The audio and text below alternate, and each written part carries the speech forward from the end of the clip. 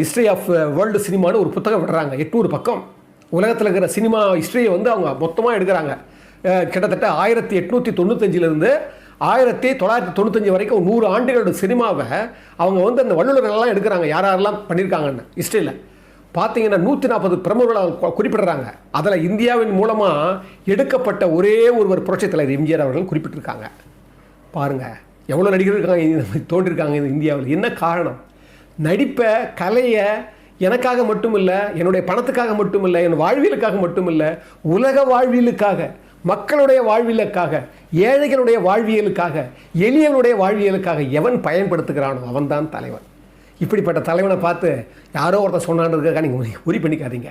இதை நான் ஏன் திருப்பி இந்த பதிவுகளை எம்ஜிஆர் சொல்லிட்டு இருக்கேன்னா, நல்ல உள்ளங்களினுடைய தன்மையை நாம் புரிஞ்சுக்கத்தான் நமக்கு நல்லது தானாகவே வரும்.